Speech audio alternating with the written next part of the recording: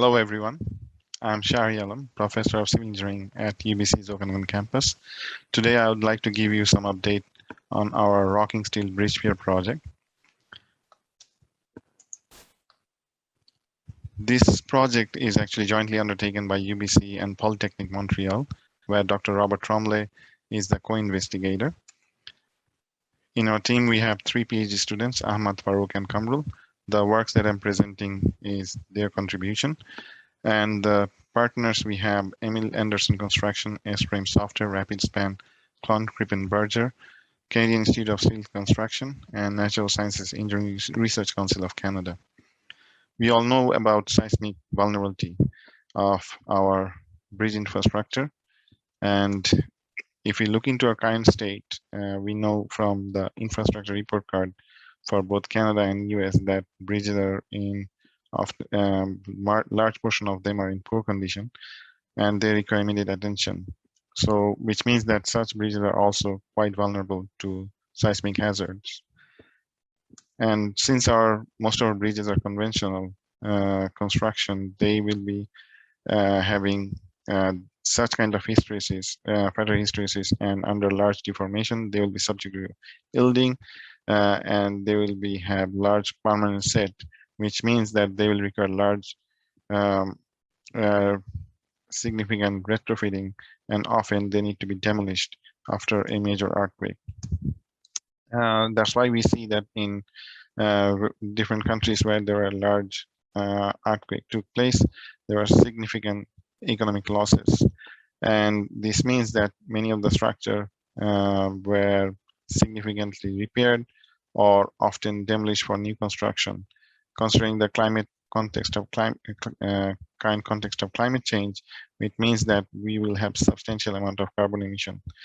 So, which means that the previous seismic design philosophy we had about life safety is not enough.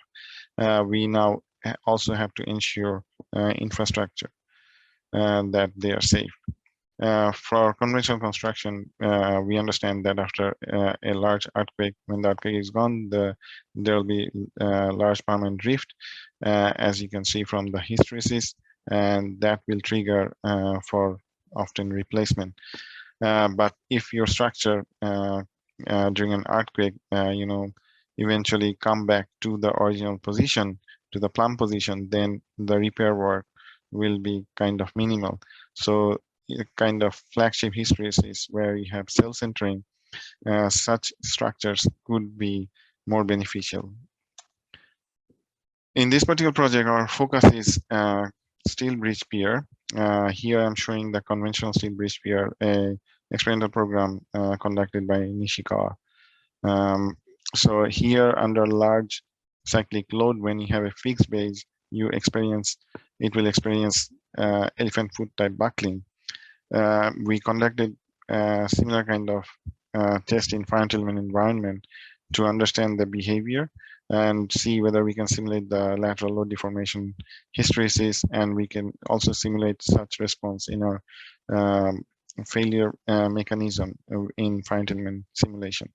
After doing this successful simulation, then we went into understand how a rocking steel bridge pier will perform. Rocking concrete bridge pier, many researchers have done significant amount of testing, where the idea is you apply vertical post tensioning and you add ED devices. And since the base is not fixed, it will rock. And then because of the vertical post tensioning, you have controlled rocking as this kind of cell centering, and ED devices will give you energy dissipation. Combinedly, you have this flagship hysteresis. And before we went into deep in finite simulation, we tried to understand the mechanism, where the mechanism is simple, where under lateral load, before there is any sort of uplifting, you will have this elastic response. As soon as you have uplifting taking place, your ED devices get engaged and you have this elastic response is gone, and you have this post-elastic response. So under large lateral load, what happens when you have large gap opening here, there will be large amount of compression forces taking place, which means that since we are considering the steel bridge pier is a steel tube, that might be subject to buckling. So then we went into final simulation and we tried to understand the effect of diameter thickness ratios.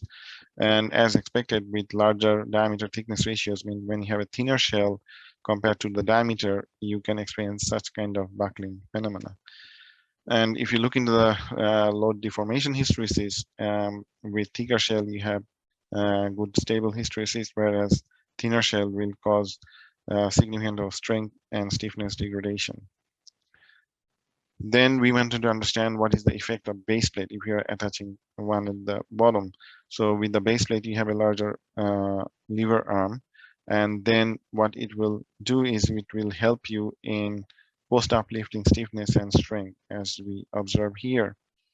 Then we also wanted to see with thicker base plates how it helps, and with larger diameter, what are the responses? And we see similar kind of larger post uplifting stiffness and strain.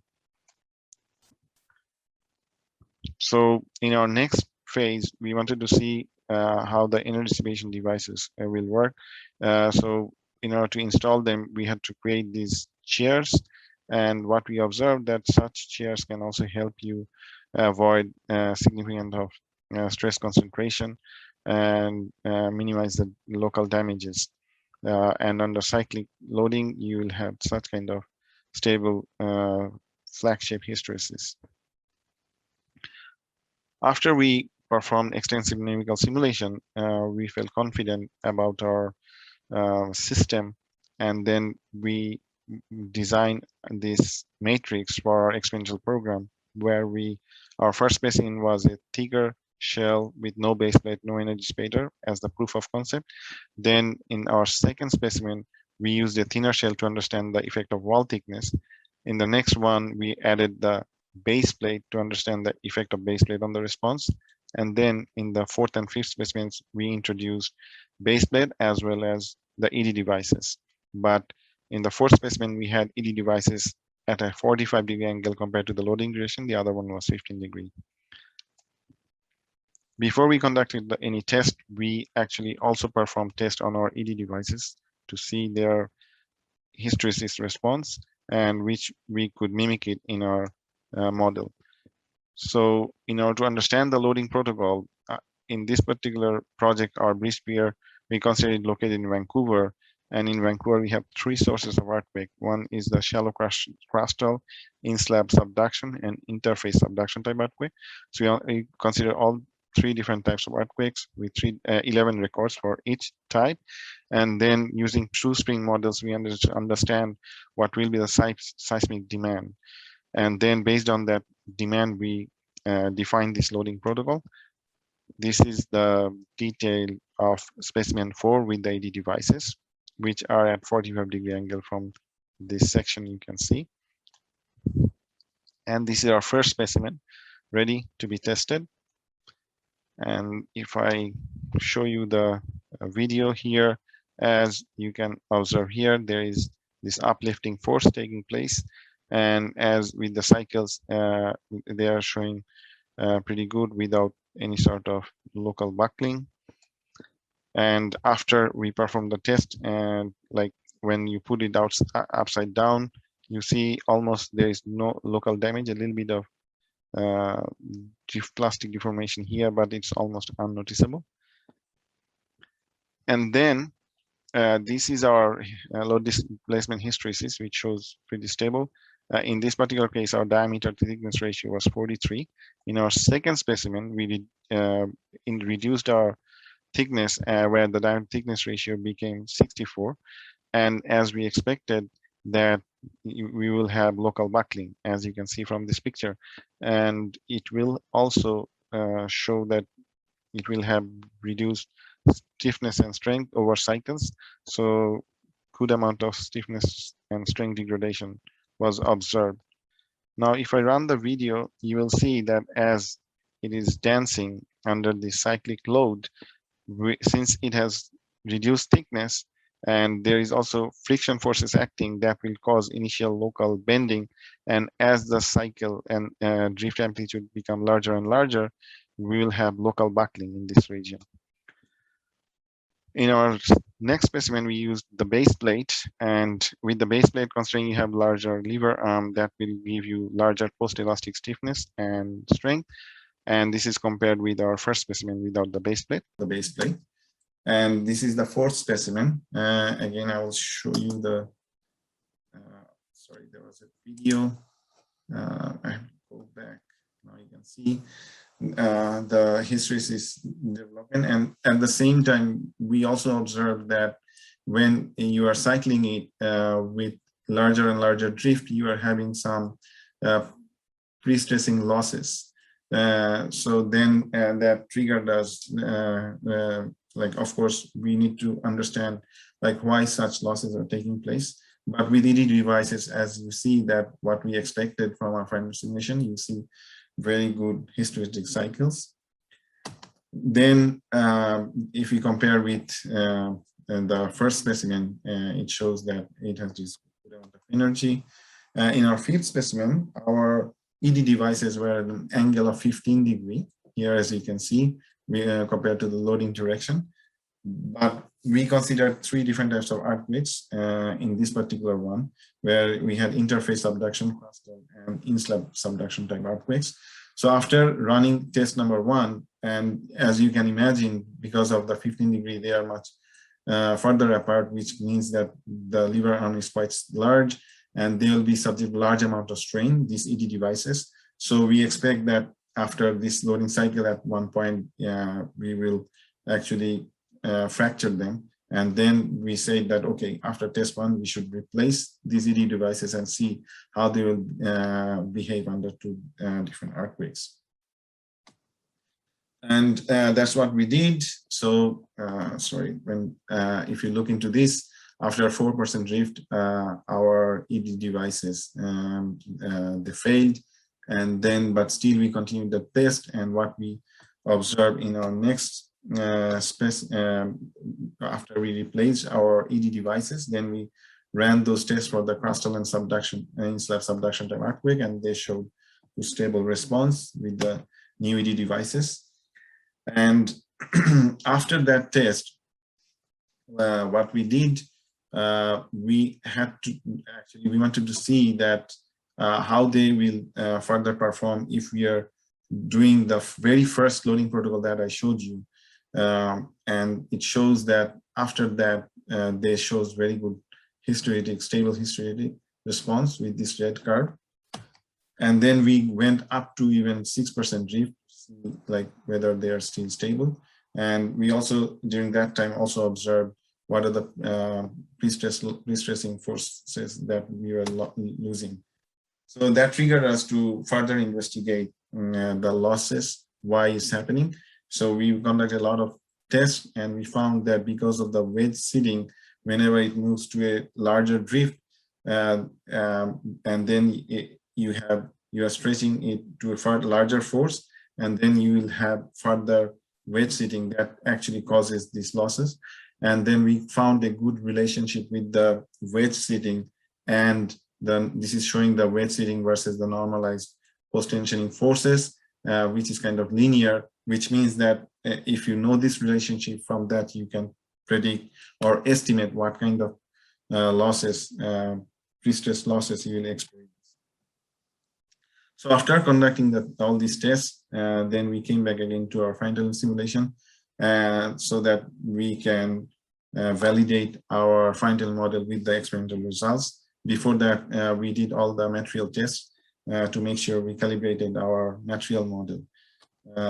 Then these are samples showing that our final model was accurate enough to capture the hysteretic response.